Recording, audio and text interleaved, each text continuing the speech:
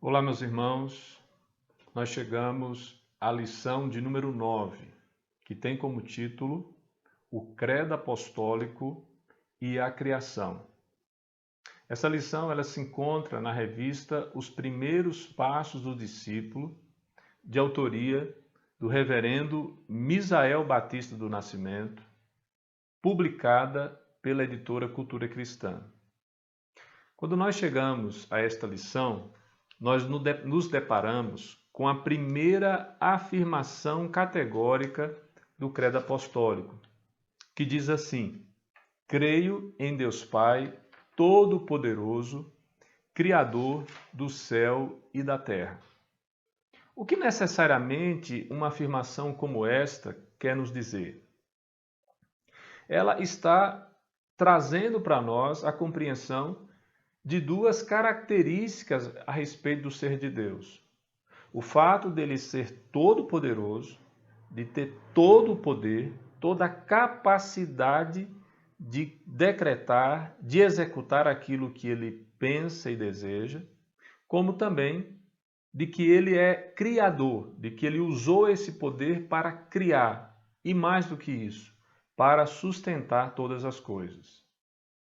Portanto, no estudo dessa noite, nós partiremos desses dois pressupostos. O Deus Pai é todo-poderoso e criador e sustentador de todas as coisas. A partir disso, um texto que nos é colocado aí na revista acaba sendo extremamente importante para essa lição. Quando no Isaías, capítulo 46, do verso 9 ao verso 11, o profeta vai nos dizer: lembrem-se das coisas passadas, das coisas muito antigas. Eu sou Deus e não há nenhum outro. Eu sou Deus e não há nenhum como eu. Desde o início faço conhecido o fim. Desde tempos remotos, o que ainda virá.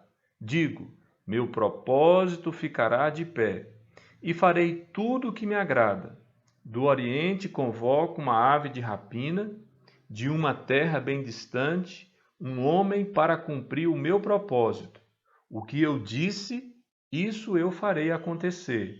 O que planejei, isso farei. A afirmação do Credo Apostólico tem, portanto, base em textos da Escritura, conforme nós encontramos aí. Agora, vamos entender esses dois pressupostos de uma maneira didática. O primeiro pressuposto de que Deus Pai é todo-poderoso. O que necessariamente eu quero afirmar com isso? Eu estou aqui afirmando a plenipotência divina, conforme acabamos de ler lá em Isaías, capítulo 46, do verso 9 ao verso 11. O que é que significa então esta plenipotência divina? Significa dizer que Deus tem a capacidade de anunciar o futuro porque Ele é todo-poderoso. E porque Ele é todo-poderoso, Ele estabeleceu um plano e o cumpre.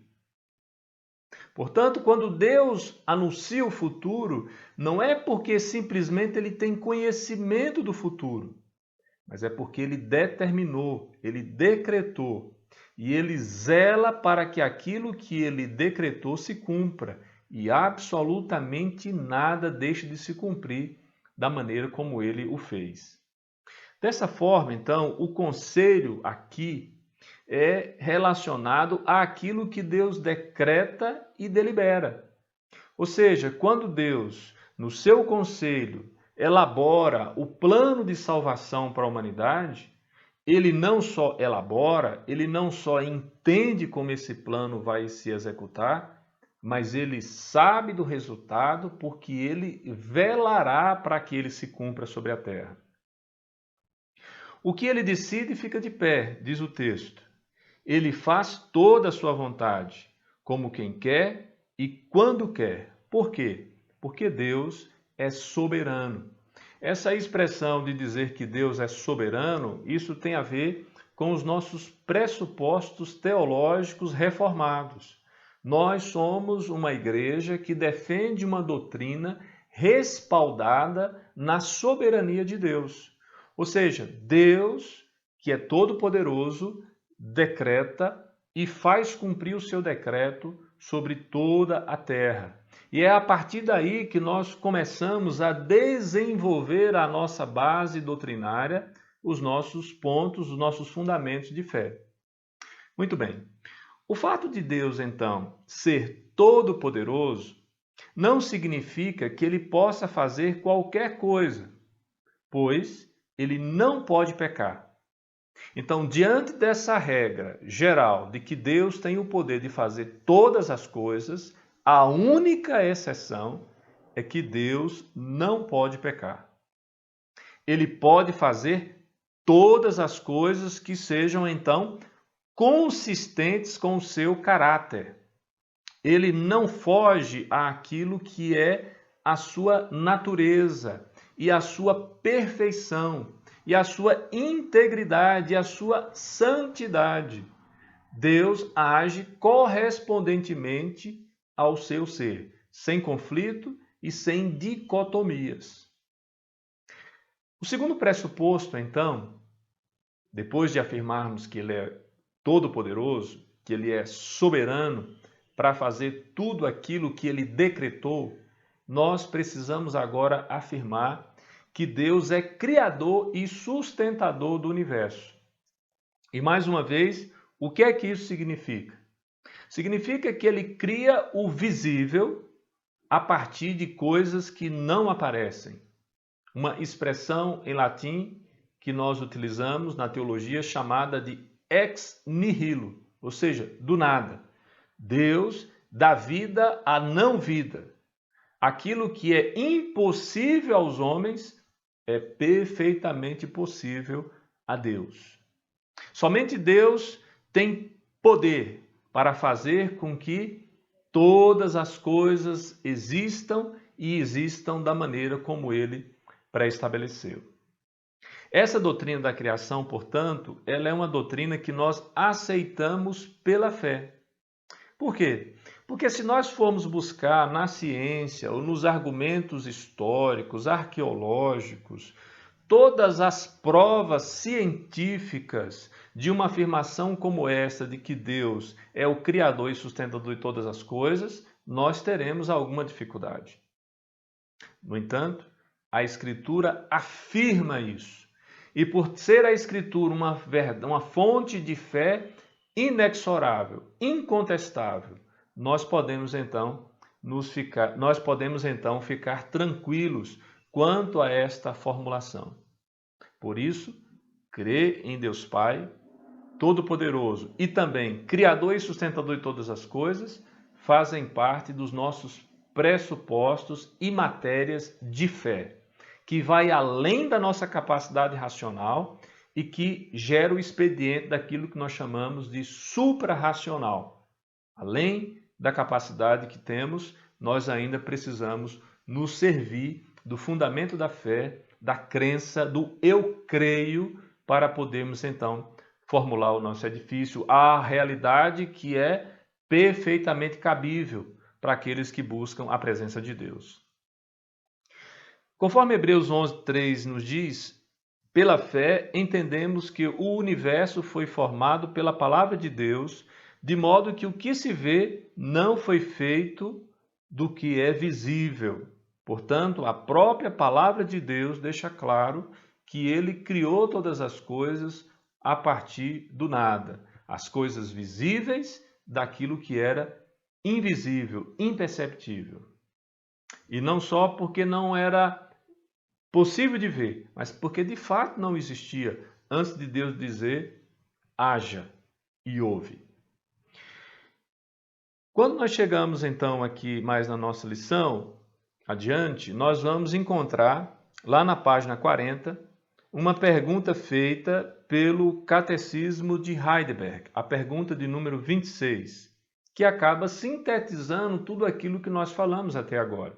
A pergunta é: em que você crê quando diz, creio em Deus Pai Todo-Poderoso, Criador do céu e da terra? E a resposta a essa pergunta é: creio que o eterno Pai de nosso Senhor Jesus Cristo criou do nada o céu, a terra e tudo o que neles há. e ainda o sustenta e governa por seu eterno conselho e providência. Ele é também meu Deus e meu Pai, por causa do seu Filho, Cristo. Nele confio de tal maneira que não duvido que dará tudo o que for necessário para o meu corpo e minha alma, e que ele transformará em bem todo o mal que me enviar nesta vida conturbada. Tudo isso ele pode fazer como Deus Todo-Poderoso e quer fazer como Pai fiel. Meus queridos, a partir dessa informação doutrinária, veja que nós podemos já fazer uma aplicação até mesmo no contexto que nós estamos vivendo. Nós estamos vivendo um contexto onde o mal sobreveio sobre a humanidade. E aí nós precisamos agora enxergar que o nosso Deus, à luz daquilo que nós cremos confessionalmente, pode transformar este mal em bem, em algo que seja proveitoso, em algo que seja útil para a minha vida. De modo que eu não devo temer exageradamente, exacerbadamente, entrar em pânico diante da situação de calamidade que nós estamos vivendo.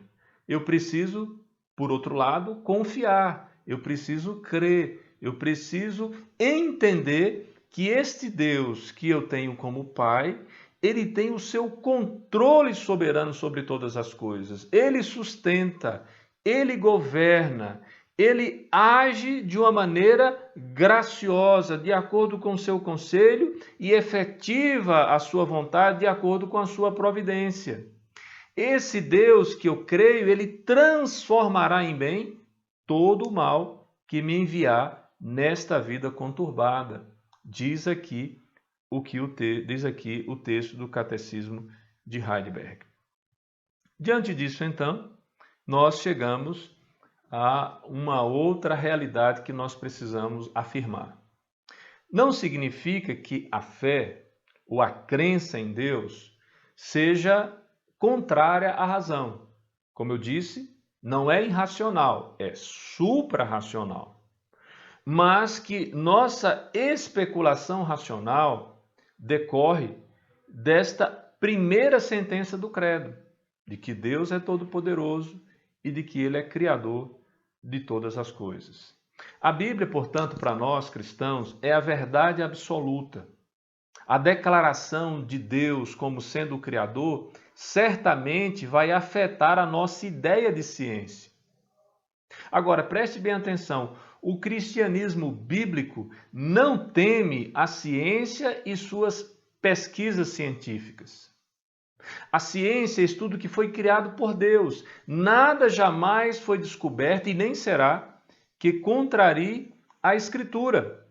Logo, a minha confiança para com Deus deve motivar a estudar e me aplicar e a desenvolver conhecimento da melhor maneira possível, da forma mais aprofundada possível. Deus não apenas cria, mas também sustenta aquilo que criou. E Ele usa o conhecimento que Ele nos permite adquirir para que isso aconteça. De modo que não é falta de fé, em um contexto como que nós estamos vivendo, além de orarmos, além de meditarmos na palavra de Deus, além de guardarmos a palavra de Deus em nosso coração, investirmos tempo em pesquisa, em estudo, em ciências, para que nós possamos adquirir soluções para os problemas cotidianos da nossa vida, amenizando o sofrimento que foi imprimido sobre a criação em decorrência do pecado humano. Isso significa, irmãos, que pertencemos a Deus e que por conta da sua providência é que nós subsistimos sobre a terra. Não somos de maneira nenhuma donos dos nossos narizes. Se uma pessoa acha que ela é quem faz as coisas em sua vida, ela não está dando a glória devida e não tem como prosseguir saudável em sua vida cristã. Ela se tornou autossuficiente e, consequentemente, autoconflitante. Porque se ela não sabe estabelecer o lugar central da sua vida como sendo este Deus criador e sustentador de todas as coisas, quando sobrevier a situações difíceis, quando ela estiver envolta na calamidade, ela se desesperará, porque ela se sentirá impotente, incapaz, e de fato ela o é. Porque somente Deus é todo-poderoso, criador e sustentador de todas as coisas. Cremos em Deus, portanto, meus irmãos, como Criador e fonte de toda boa dádiva. Ele é a base verdadeira da nossa adoração. Em Apocalipse mesmo, nós vamos observar uma referência sobre os 24 anciãos que se prostam diante de Deus e lhe oferecem adoração porque ele é Criador. O texto de Apocalipse 4, versículo 11 diz o seguinte, preste bem atenção. Tu, Senhor e Deus nosso, és digno de receber a glória, a honra e o poder, porque criaste todas as coisas, e por tua vontade elas existem e foram criadas. João Calvino, comentando esse aspecto relacionado à doutrina sobre o ser de Deus, ele vai dizer, pois até que os homens sintam que tudo devem a Deus, que são assistidos por seu paternal cuidado, que ele é o autor de todas as coisas boas, daí nada se deve buscar fora dele, jamais se lhe sujeitarão em obediência voluntária. Veja que a doutrina que nós estamos estudando, ela é básica, fundamental, para que nós tenhamos uma verdadeira adoração para com Deus, para que o nosso relacionamento com Deus se estabeleça sob bases sólidas. O discípulo, então, exige a noção de um grande Deus. Deus é Senhor e não servo. Não podemos decretar, é Ele quem dá as ordens. E ao admitir isso, nós iniciamos a nossa vida cristã. Nossa vida não é o registro de nossas façanhas, mas o registro das grandes obras de Deus realizadas ao nosso favor. Quem considera o credo, portanto, uma síntese doutrinária seca e ingênua, não desfruta das preciosas verdades nele contidas.